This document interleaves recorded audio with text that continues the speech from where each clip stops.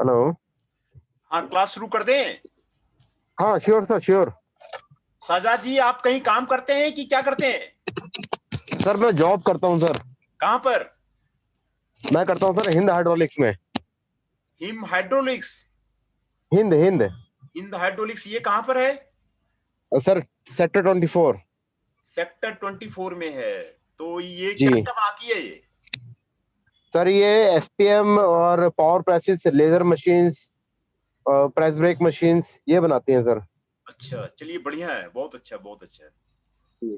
चलिए और बढ़िया। मैं यहाँ पे as a north India head हूँ सर, सेल्स एंड मार्केटिंग में। अच्छा, मार्केटिंग के आप नॉर्थ इंडिया हेड हैं? वाह, वेरी जी गुड, सर। Congratulation congratulation. जी thank you sir, thank you. वाह, वेरी गुड वेरी गुड। और उससे पहले हाँ। हिंदुस्तान हाइड्रोलिक्स पंजाब। अच्छा, पहले हिंदुस्तान हाइड्रोलिक्स पंजाब में थे आप? हाँ जी, हाँ जी। वाह वाह। हाँ, तो मार्केटिंग का, हाँ तो मार्केटिंग के हेड हैं, वाह, very good very good very good. जी सर। भैया। Very good. और करीबन मेरे को है सर, 2012 में मैंने स्टार्ट किया था जॉब। 2012 में? जी sir.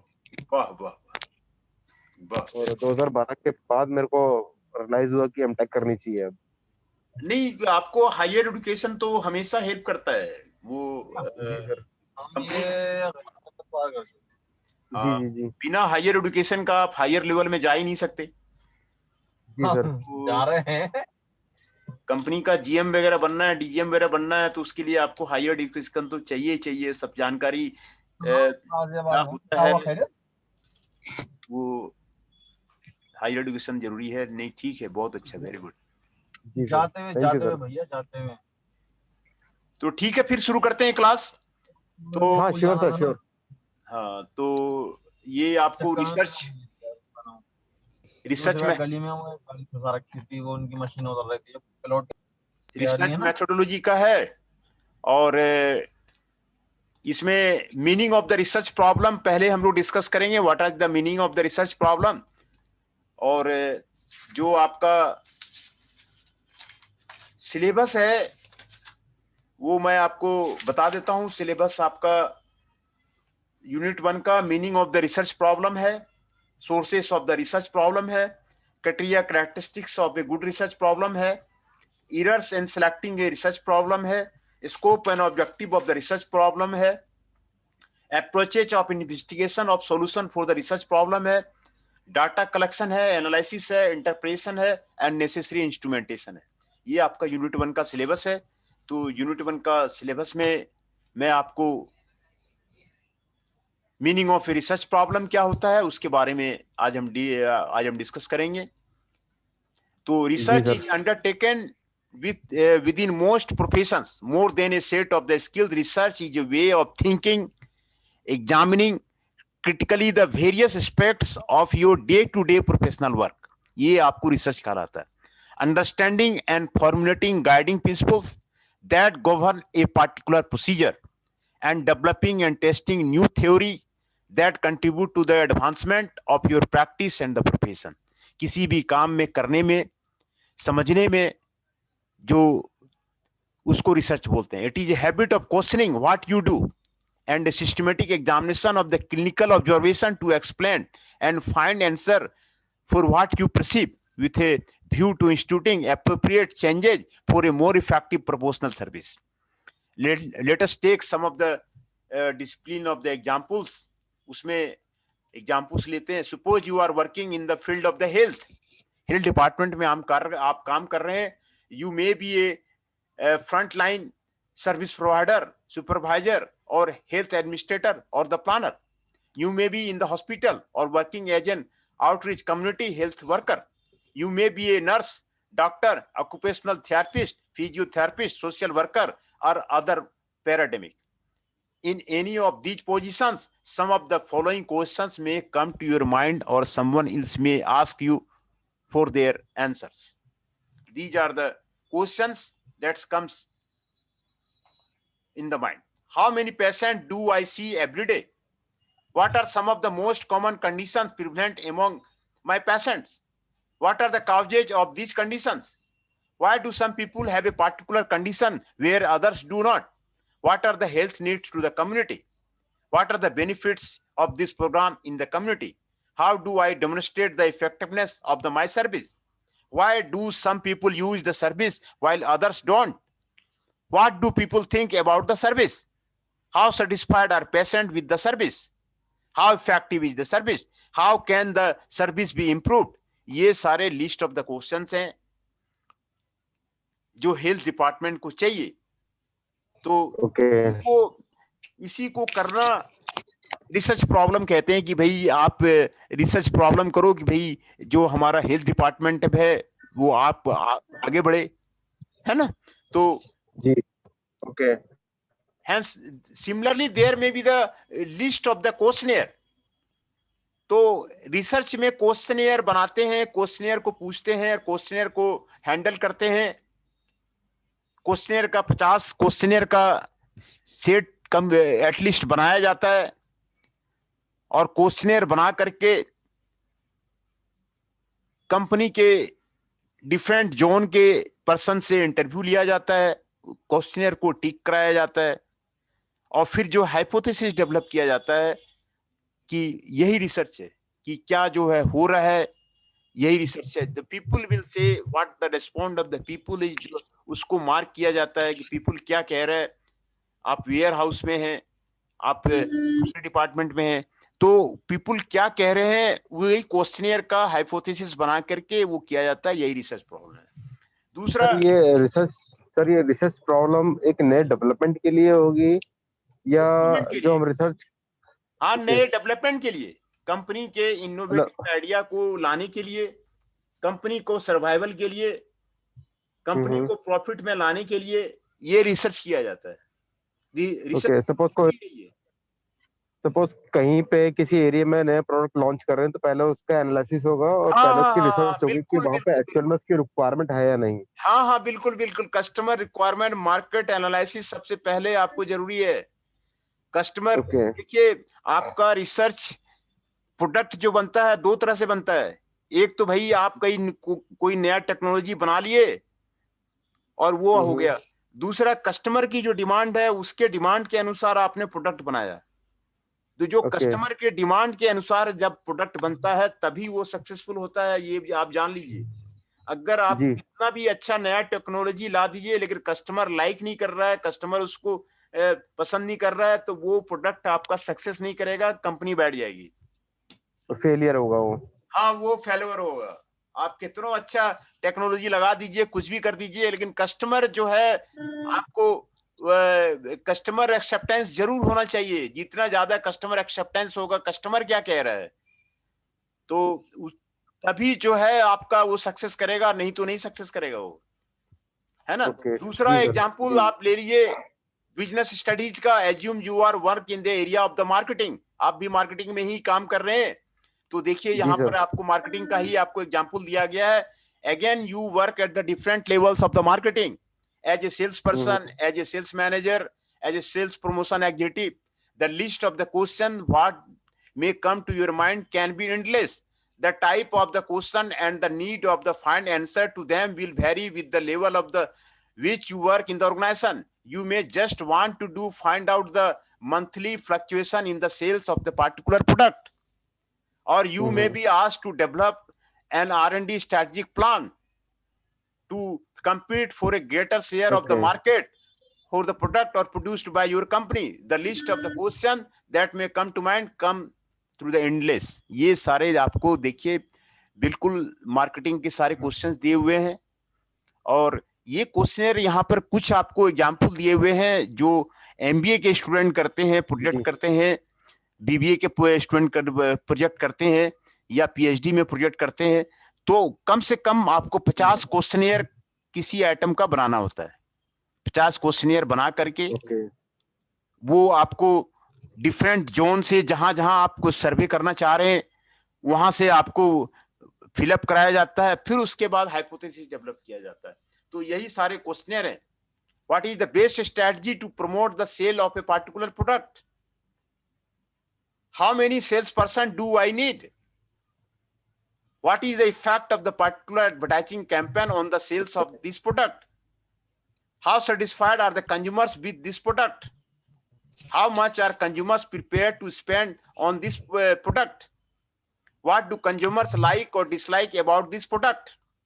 What type of the packaging do consumers prefer for this product? What training do the salesperson need to promote the sales of this product? What are the attributes of a good salesperson? है ना?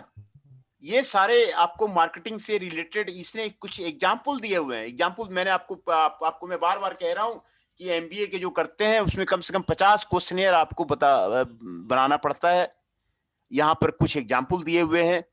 Research इसी को कहते हैं कि भाई business का growth करना है, प्रोडक्ट को डाइवर्सिफाई करना है, एरिया को जो है एक्सपेंड करना है, तो उसके लिए क्या क्या हमें करना होगा, है ना.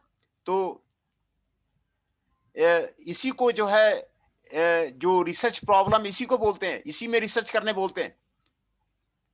दूसरा एग्जांपल दिया हुआ है, let us assume that you are work as a psychologist, counsellor और the social worker. While engaging in the helping process, you may ask yourself the following question. Psychologist रूप में काम करते हैं. What are my clients' most common presenting problems? What are their most common underlying problems? What is the socio-economic background of my clients? Why I am successful in certain cases and not in others? What resources are available in the community to help a client with a particular need? What intervention strategy are appropriate for this problem? How satisfied are my client with my services? ये सारे आपको psychologist के problem के लिए आपको example दिए हुए problem का. इसी को जो है हाइपोथेसिस बना करके हाइपोथेसिस टेस्टिंग कर लेते हैं, एनालिसिस कर लेते हैं, इसी को रिसर्च बोलते हैं. As a supervisor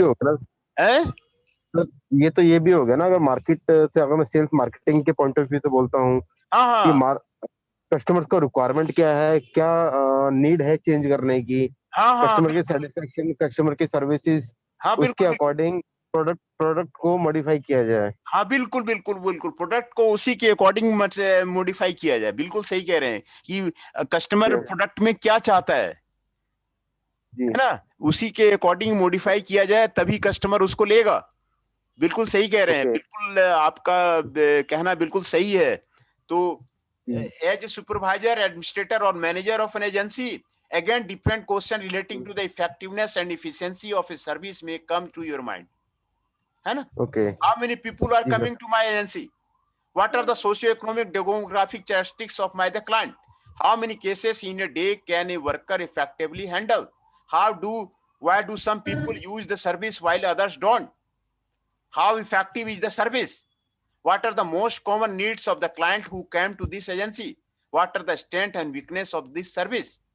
How satisfied are the clients with the service? How can I improve the service for my clients? These are the questions for the administrator or the manager. तो यहाँ पर कुछ example बताए गए हैं. तो इसी का जो है सर्वे करके, हाइपोथेसिस करके आप जो प्रोजेक्ट करेंगे, एमटेक में भी प्रोजेक्ट करेंगे, तो आपको इसी क्वेश्चनियर पहले बनाने पड़ेंगे, फिर आपको कोई मेथोडोलॉजी बनाना पड़ेगा और फिर आपको करना पड़ेगा. As a professional, you might be interested in finding answer to the theoretical question, which is the most effective intervention of a particular problem. What causes X or what the effects of the Y? What is the relationship between the two phenomena? How do I measure the self-esteem of my clients? How do I ascertain the validity of my questionnaire? What is the pattern of the program adoption in the community? Which is the best way of finding out community attitudes towards an issue? Which is the best way to find out the effectiveness of a particular treatment? How can I select an unbiased sample? What is the best way to find out the level of the marriage satisfaction among my clients? ये सारे questionnaire इसी को research कहते हैं, है ना. Consumerism में consumers have the right to ask the question about the quality and effectiveness of the service. Some of the questions that a consumer may ask are the how effective is the service that I receive? Am I getting value of the money? How well trained are the service providers? ये सारे आपको question को, handle करना, उसका response लेना, response लेके उसको statics बनाना, उसका एनालिसिस जी सर। करना, डाटा का एनालिसिस करना, इसी को जो है रिसर्च है ना, इसी को रिसर्च कहते हैं। ओके जी। है ना। तो ये जो आपको जी सर। रिसर्च प्रॉब्लम है, तो इसमें हम जो है यही स्टडी करेंगे। Introduction, what is the research, what is for the objective of the research, what are the different type of the research, historical, comparative, descriptive, correlation, experimental, evolution, action, इथोनिस्टिक, feministic, cultural, ये सारे type का research mention किया हुआ है यहाँ पर, देखिए, है ना। जी सर। जी जी जी। 10 तरह के क्वेश्चन जो है इसमें आपको मेंशन किया हुआ है। 10 तरह का रिसर्च होता है। हिस्टोरिकल होता है, कंपैरेटिव होता है, कंपेरिजन किया जाता है, डिस्क्रिप्टिव होता है, कोरिलेशन निकाला जाता है, एक्सपेरिमेंटल होता है। इंजीनियरिंग में जनरली एक्सपेरिमेंटल बोलते हैं उसको, एक्सपेरिमेंटल करके उसका एनालिसिस किया जाता है। ये सारे टाइप ऑफ द रिसर्च हैं। और research process, okay. What is the research process, what are the desirable characteristics of the research finding, क्या जो है कैरेक्टरिस्टिक्स रिसर्च फाइंडिंग का है। Starting your own research, finding and defining a research problem. Some common mistakes aid to locating and analyzing the problem. Research problem definition, the sub-problem. Planning a research project. Next, finding your research problem area. Then ये आपको research problem के बारे में आपको बता रहा है इसमें aim यही है to explain what is the research and what is not, and the objective of the research क्या होगा, outline the different type of the research. ये जो सब्जेक्ट आपका दिया हुआ है research methodology and the IPR, देखिए ये जो आपका 2 सब्जेक्ट को इसमें मिलाया गया है। आपका जो सब्जेक्ट है ना, आपका एमटेक लेवल का सब्जेक्ट है, तो एडवांस किया गया है, 2 सब्जेक्ट को मिलाया हुआ है। एक तो इंटेलेक्चुअल प्रॉपर्टी राइट, वो एमबीए में अलग से चलता है। बीटेक में भी मैंने पिछले सेमेस्टर में भी लिया था कई बार, इंटेलेक्चुअल प्रॉपर्टी राइट मेरा पढ़ाया हुआ है। इंटेलेक्चुअल प्रॉपर्टी राइट में कई पेपर्स हमारे आते हैं, रिसर्च मेथोडोलॉजी में आते हैं। तो 2 सब्जेक्ट को मिला करके आपको ये सब्जेक्ट बनाया गया है। इसमें आपको 3 यूनिट आपको जो है रिसर्च मेथोडोलॉजी का है, और 3 यूनिट आपको इंटेलेक्चुअल प्रॉपर्टी राइट का है। ओके। क्लियर समझ में? 2 सब्जेक्ट आपको मिलाया हुआ है, research methodology and intellectual property right. 3 unit आपका रिसर्च मेथोडोलॉजी का है, और 3 यूनिट आपका इंटेलेक्चुअल प्रॉपर्टी राइट का है।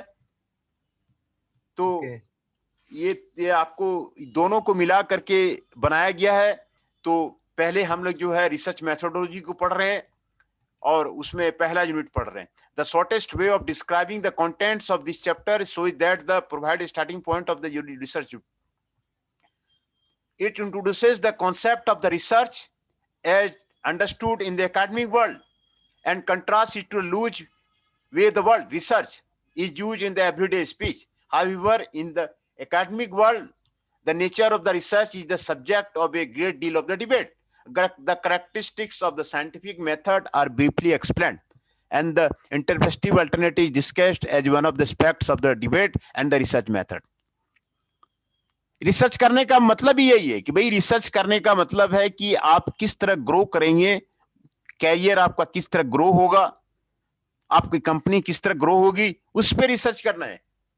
As essential step in the process of the research to find out the research problem. ये आपको पहला सिचुएशन है कि आखिर रिसर्च का प्रॉब्लम क्या है, क्या प्रॉब्लम होगा रिसर्च का, ये फाइंड आउट करना भी डिफिकल्ट काम है। What will be the research problem, ये पहला स्टेप है रिसर्च प्रॉब्लम को फाइंड आउट करना।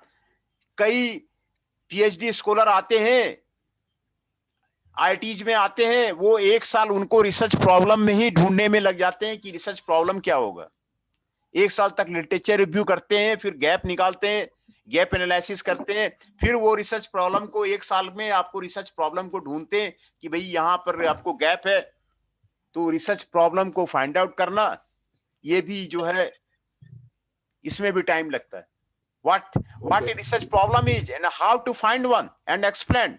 The nature of your problem in turn influence the form of your research. It is the quest for a problem which forms the task in the final section, where what you have learned in the earlier section is applied to your subject.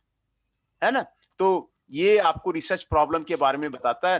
तो पहला है what is the research. Research is A term loosely used in everyday speech to describe a multitude of the activity, such as a collecting masses of information, delivering into scholastic theory, and producing wonderful new products.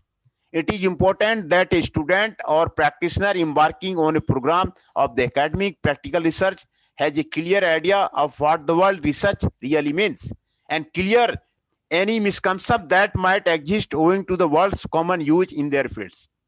It is therefore worth looking at a few of the ways that the world is in common language to describe activity, often called research, which are not in research in its real meaning, and also at some of the emotive languages surrounds them. These are some of the ways in which the term research is wrongly used.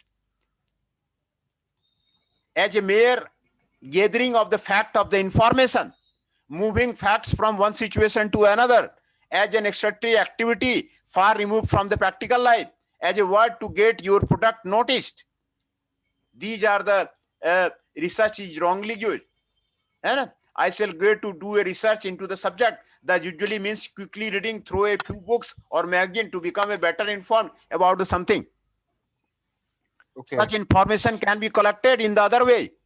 People ask a question in the street or while recording number of the vehicles driving along a road. This kind of activity may be more accurately called collection of the information. है ना? ये आपको collection of the information कहलाता है. तो पहले research का meaning पहले clear हो कि research problem क्या है, वो पहले find out दिया जाए. जी सर. तो पहले इसी को इसीलिए रिसर्च मेथोडोलॉजी में इसको जो है आपको क्लियर किया गया है कि जो है क्या जो है आपको प्रॉब्लम होगा, उसका क्राइटेरिया क्या है.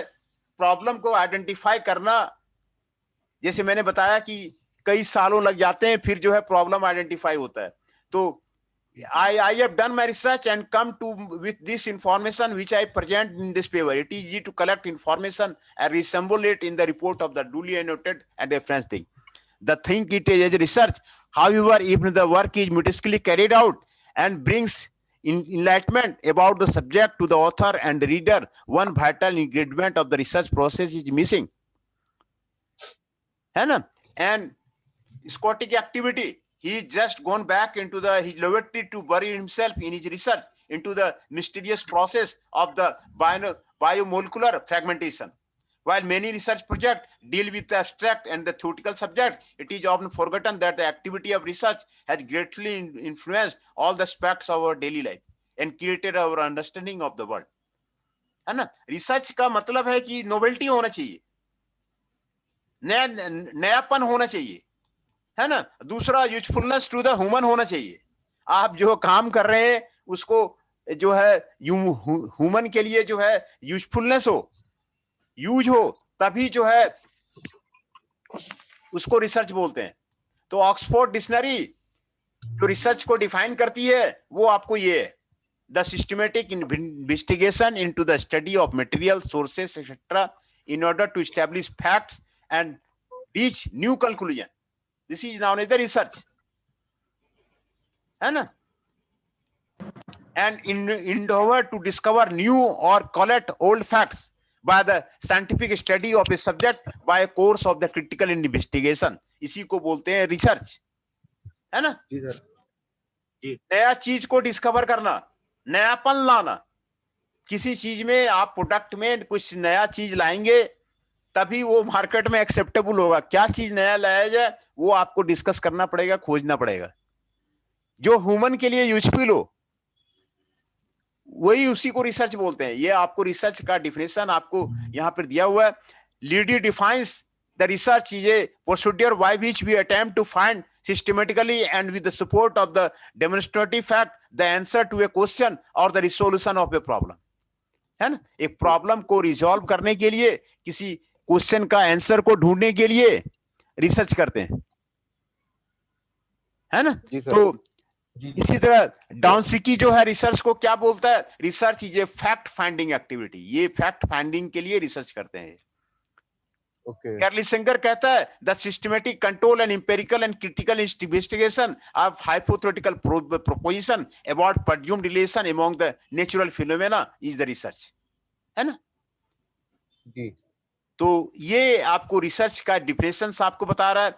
दूसरा, रिसर्च जो आता है वो एक्सपीरियंस से आता है ना, एक्सपीरियंस से आता है। Experience results in knowledge and understanding gain either individually as a group और सोसाइटी और shared by the experts leaders through day to day living, है ना। इससे आपको आता है रिसर्च, आपको एक्सपीरियंस से आता है ना। द बॉडी और लैंग्वेज गेन, ये आपको एक्सपीरियंस आता है। Knowledge gain from experience from an essential aid to our understanding activity in the daily life, इसको आपको रिसर्च कहते हैं, वो एक्सपीरियंस से आता है। दूसरा, जी सर, आपको रीजनिंग से आता है। Reasoning is a method of coming of the conclusion by the use of the logical argument. जो क्वेश्चनियर जो बनाते हैं उसमें आर्गुमेंट करते हैं। There are 3 basic forms of argument, deductive argument, inductive argument and combination of both called inductive deductive, है ना। Deductive reasoning was the first developed by the ancient Greek and was refined by the Aristotle through his deductive syllogism. उसी से आपको ये आपको research आता है। All live mammals, ये आपको जनरल प्रोपाइस है। Inductive arguments work the other way around. It starts from the specific observation and derives general conclusion therefrom, है ना। तो ये आपको रिसर्च जो है रीजनिंग से आपको आता है। 3 characteristics of the research. Gaining research is an uncontrolled and haphazard activity, while research is systematic and controlled, है ना। रिसर्च क्या है, एक सिस्टमेटिक वे है, एक कंट्रोल्ड वे है ना, सिस्टमेटिक वे है। पीएचडी भी करते हैं ना, पीएचडी करते हैं तो बोलते हैं कि पहले तुम जो है रिसर्च प्लान लिख के लाओ। आप कैसे कैसे रिसर्च करोगे, रिसर्च प्लान बनाओ कि फेज 1 में क्या करोगे, फेज 2 में क्या करोगे, फेज 3 में क्या करोगे, फेज 4 में क्या करोगे, फेज 5 में क्या करोगे, है ना। आप 5 साल का टाइमिंग है, 5 साल का टाइमिंग में आप जो है उसका एक पहले सिस्टमेटिक वे बनाओ, सिस्टमेटिक वे बनाओ कि भाई आप जो है इस सेमेस्टर में ये करोगे, उस सेमेस्टर में ये करोगे, इस सेमेस्टर में ये करोगे। एक प्लान बना तैयार करो, रिसर्च प्लान तैयार करो। उसके बाद कंट्रोल करो उसको कि वो आपका जो आपने जो प्रोग्रेस रिपोर्ट में है उसको कंट्रोल करो कि आप उसको किए हैं कि नहीं किए हैं, ओके, है ना। तो ये रिसर्च जो है सिस्टमेटिक एंड कंट्रोल्ड है। एक्सपीरियंस जो है अनकंट्रोल्ड एंड हैपाजार्ड है। आपको ये एक्सपीरियंस हो रहा है, ये एक्सपीरियंस हो रहा है, वो आपको haphazard. Reasoning can operate in an abstract world discovered from the reality, while the research is empirical and turns to experience and the world around us for the validation. जो रिसर्च होगा वो empirical होगा, वो आपको validate करेगा, वो validation उसकी होगी, वैलिडिटी होगी थ्रू आउट द वर्ल्ड कि भाई इसने रिसर्च करा है, ये चीज फाइंड आउट करा है, ये इसका वैलिडेट हो रहा है, सच हो रहा है, ये न्यू फाइंडिंग है, ये वैलिडेशन होगा, है ना। तो रिसर्च की ये कैरेक्टरिस्टिक्स है। Unlike experience and reasoning, research aim to the self-correcting. Sir research with proof होगा। हाँ, वो वैलिडेट होगा। वो आप कोई भी डाटा लेंगे, आप बताएंगे कि ये चीज हो रहा है तो उसका वैलिडेट प्रूफ होना चाहिए ना कि हाँ ऐसा हो रहा है। The process of research involves regress testing and the results obtain. उसका रिग्रेस टेस्टिंग किया जाएगा और results obtain and methods and results are open to public security and the criticism. और जो उसके बाद जो रिजल्ट आता है उसको पब्लिक सिक्योरिटी में रखा जाएगा और क्रिटिसिज्म में रखा जाएगा कि वो उसने क्या किया है ना। ये आपको रिसर्च का कैरेक्टरिस्टिक्स को बताता है ना। ओके, है ना। वो डाटा जैसे बोलते हैं ना, तो उसमें रिसर्च करते हैं तो बोलते हैं कि भाई 10 टेबल बनना चाहिए, है ना। उसका कहने का मतलब क्या है कि वो रिग्रेस टेस्टिंग के लिए कह रहा है। वो कह रहा है कि 25 ग्राफ होना चाहिए, इसके बीच में ग्राफ होना चाहिए। ग्राफ क्या शो कर रहा है बताओ, रिजल्ट क्या शो कर रहा है बताओ, फाइंडिंग्स क्या आ रहे हैं बताओ, जो क्या आप रेकमेंड कर रहे हो वो बताओ, कंक्लूजन बताओ। इसका मतलब क्या है, वो इसी को कहता है ये आपको रिग्रेस टेस्टिंग के लिए कह रहा है कि वो बार बार डाटा को वैलिडेट करने के लिए कहता है जो रिजल्ट ऑब्टेंड है वो आपको रिसर्च से सही आ रहा है कि नहीं आ रहा है। वो जब सही हो जाता है फिर उसको पब्लिकली जो है पब्लिश कर दिया जाता है और उसको क्रिटिज्म के लिए बोला जाता है कि इसने जो है रिसर्च निकाला है, वो इसने ये निकाला है ना। Research is a combination of both experience and the reasoning and must be regarded as the most successful approach to the discovery of the truth, है ना। ये ट्रूथ को बताने के लिए आपको ये रिसर्च किया जाता है ना। ये रिसर्च जो है आपका कॉम्बिनेशन है, एक्सपीरियंस और रीजनिंग दोनों का कॉम्बिनेशन है for the discovery of the truth. Research का डिफिनेशन आपको यही है, रीजनिंग और एक्सपीरियंस का ट्रूथ को आपको रिसर्च बताता है। ओके। उसके बाद है scope and objective of the research problem. What are the scope and objective of the research problem? ये तो सर स्कोप और ऑब्जेक्टिव प्रॉब्लम तो वही। हाँ, स्कोप एंड ऑब्जेक्टिव। जो रिसर्च प्रॉब्लम है उसका स्कोप क्या है जी। पहले जैसे जो हम रिसर्च, हाँ बताइए। वही होगा ना, जो हम रिसर्च कर रहे हैं किस रिक्वायरमेंट के हिसाब से कर रहे हैं, उसका आगे बेनिफिट क्या रहेगा। हाँ बिल्कुल बिल्कुल। उसका मिशन क्या है, उसका ऑब्जेक्टिव क्या है, उसका जो है सिग्निफिकेंस क्या है, उसका इंपोर्टेंस क्या है जी, वो सारी जस्टिफिकेशन हमें देनी पड़ेगी। हाँ बिल्कुल बिल्कुल। वो पहले चैप्टर में ही किया जाता है, जो पीएचडी करते हैं उसके पहले चैप्टर में ही किया जाता है। भाई इसका सिग्निफिकेंस क्या है, इसका इंपोर्टेंस क्या है, इसका स्कोप क्या है, मतलब कितने आदमी इसके बेनिफिटेड होंगे, इसके ऑब्जेक्टिव क्या है ना। तो research can have several legitimate objective either singly और इन कॉम्बिनेशन, है ना। The main overriding objective must be that of gaining useful or interesting knowledge. Reynolds listed 5 things that we believed most people expected scientific knowledge to provide. These together with one that I have added myself can conveniently be used as a basis for a list of the possible objective of the research. ये scope and objective of the research problem आपको बताया गया है। Categorization, explanation, prediction, creating a sense of the understanding, providing potential for control, evaluation. तो वही सारी चीजें हो गई ना सर, जो हमने ऑब्जेक्ट करने से पहले क्या किया, हमने इवोल्यूशन किया, प्रेडिक्शन किया और इसका इवोल्यूशन किया, ये सारी चीजें वही हो गई, क्वालिटी कंट्रोल हो गया पूरा। हाँ बिल्कुल बिल्कुल बिल्कुल। उसका मीनिंग क्या है, उससे आदमी को फायदा क्या है। किसी भी रिसर्च को करने से पहले सारे पॉइंट्स हमें डिस्क्राइब करने पड़ेंगे।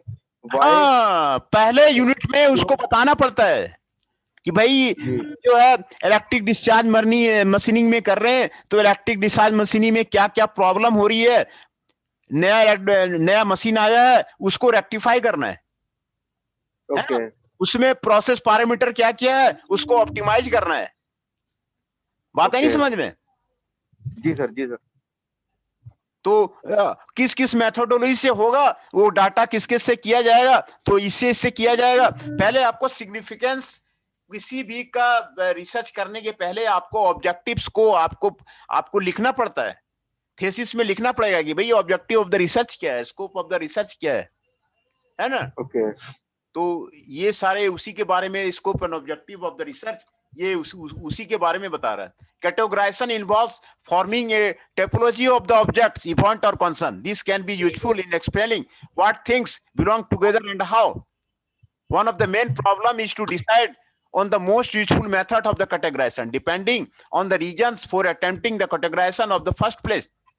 Following from this is the problem of determining what criteria is to be judged for the usefulness of the categorization.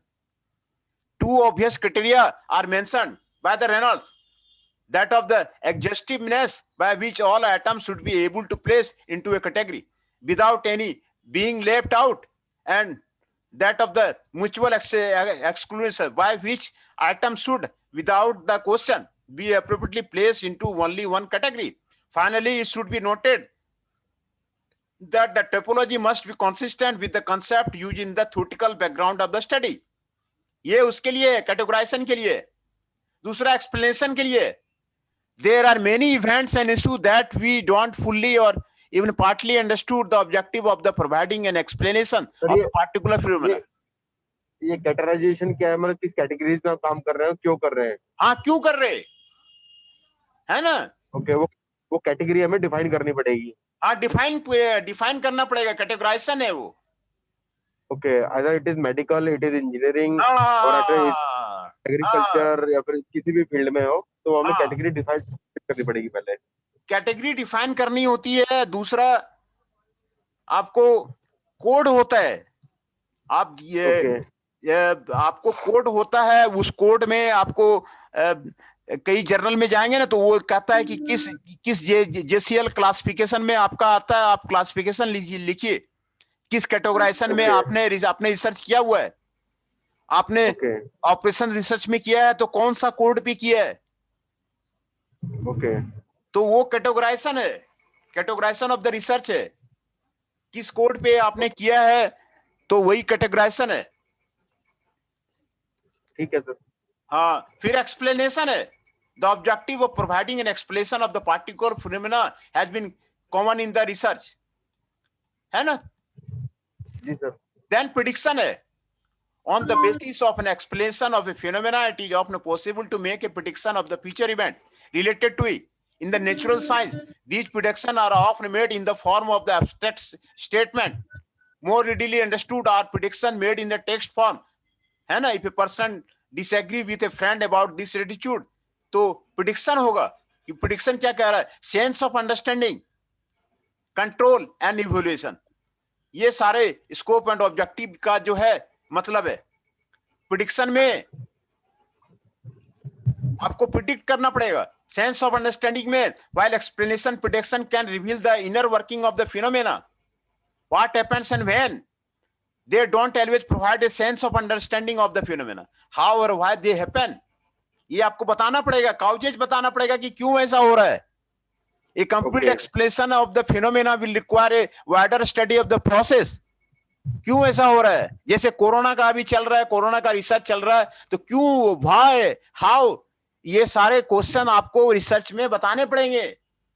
आप कोई रिजल्ट को बता रहे हैं, ग्राफ बता रहे हैं, तो क्यों ऐसा हो रहा है, काउजेज, ये आपको जो है बताना पड़ेगा। Wider study of the process which surround the phenomena and influence it और काउज इट टू हैपन, है ना? ये आपको बताना पड़ेगा। दूसरा, control, a good level of the understanding of the phenomena might lead to the possibility of the finding way to control it.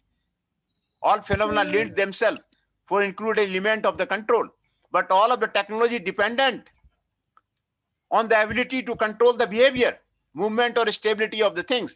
Even in society, there are many attempts often based on the scientific principle to control events, crime, poverty, the economy. Sir एक चीज की जो already research है, हाँ, तो नई evolution के लिए, नए इम्प्लीमेंट के लिए वो हमें रीजन देना पड़ेगा। हाँ, रीजन देना पड़ेगा। जैसे आपको पहले जो मेथड लिटरेचर रिव्यू करने के लिए बोलता है कि लिटरेचर रिव्यू पहले कीजिए, लिटरेचर रिव्यू में गैप निकालिए, गैप निकाल के पहले जो ऑथर किया हुआ है और आपने जो रिजल्ट निकाला है, दोनों को कंपेयर कीजिए। आपके मेथोडोलॉजी में और उसके मेथोडोलॉजी में क्या डिफरेंस है, आपका मेथोडोलॉजी कैसे जो है सुपीरियर है, ये आपको बताना पड़ेगा। है ना? ये रिसर्च में ये करना पड़ता है कि भाई आपके मेथोडोलॉजी में, पहले के मेथोडोलॉजी में क्या जो है कर रहा है, तो आप काउज बताइए उसका, क्यों हो रहा है, ऐसा क्यों हो रहा है, ये प्रॉब्लम इस तरह हो रहा है, तो ये ऐसा क्यों हो रहा है। आपको इवैल्यूएशन बताना पड़ेगा। Evaluation is making judgement about the quality of the objects और event. Quality can be measured in absolute sense or the comparative sense. To be useful, the method of evaluation must be relevant to the context or intention of the research. For example, the level of income is a relevant variable in the evaluation of the wealth, while degree of the evaluation goes beyond this. ये आपको बताना पड़ेगा। ये जो है यही research scope और research objective है ना? Scope and objective. ये हो सकता है हम न्यू रिसर्च पे करेंगे तो हमें उसका पूरा कंक्लूजन देना पड़ेगा और क्यों कर रहे हैं वो देना पड़ेगा। हाँ, कोई पुराने रिसर्च पे हम रिसर्च कर रहे हैं तो हमारा जो रिसर्च है वो सुपीरियर क्यों है, ये भी हमें बताना पड़ेगा। ये आपको बताना पड़ेगा। मतलब नहीं हो या फिर जो ऑलरेडी जिस पर रिसर्च कर चुके हैं उसको इम्प्लीमेंट करना है, तो दोनों पे हमें उसका क्वेश्चनिंग और उसका सुपीरियर क्यों है वो बताना पड़ेगा हमें। वो आपको बताना पड़ेगा। ओके ओके, ठीक है सर। पहले आपको लिटरेचर रिव्यू करके गैप निकालने के लिए बोलता है कि भाई कौन सा चीज पे काम नहीं किया गया है, वो गैप पहले आइडेंटिफाई कीजिए, है ना। ठीक है। गैप एनालिसिस कीजिए, आप गैप आइडेंटिफाई कीजिए कि भाई कहाँ पे काम नहीं हुआ है। दूसरा, कौन सा मेथोडोलॉजी जो है अडॉप्ट नहीं हुआ है वर्ल्ड में। रिसर्च का मतलब वो तो आपका पब्लिकेशन होगा इंटरनेशनल जर्नल में, तभी पब्लिकेशन होगा कि भाई तो वर्ल्ड लेवल में कौन सा काम नहीं हुआ है। वर्ल्ड लेवल की बात होती है, वर्ल्ड लेवल की बात होती है, तो वर्ल्ड लेवल की जब बात होती है तो उसमें यही होता है कि कौन सा काम नहीं हुआ है, और उसी काम को आपको बताना पड़ता है, तभी वो एक्सेप्टेंस होता है, तभी जो है उसको जो है वो आपके एडिटर्स उसको चेक करेगा, फिर उसके बाद वो उसको करेगा, तभी ये यही scope and objective of the research का मतलब आपको यही है ना। ओके ठीक है जी सर। हाँ।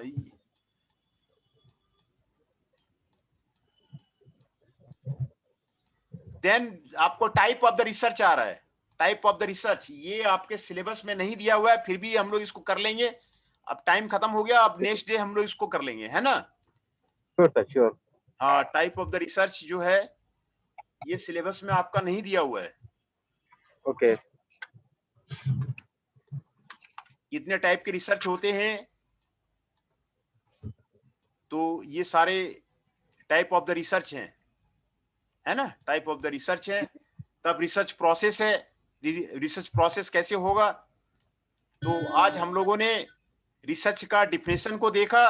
What is the meaning of the research problem, research problem का मतलब क्या होता है, डिफिनेशन ऑफ द रिसर्च देखा, और जी sir. Characteristics of the research देखा। What are the different characteristics of research, है ना। कैरेक्टरिस्टिक्स ऑफ द जी सर। रिसर्च क्या होता है। दूसरा, scope and objective of the research, वो हम लोगों ने देखा। What are the scope and objective of the research. Then on the next day we will go for the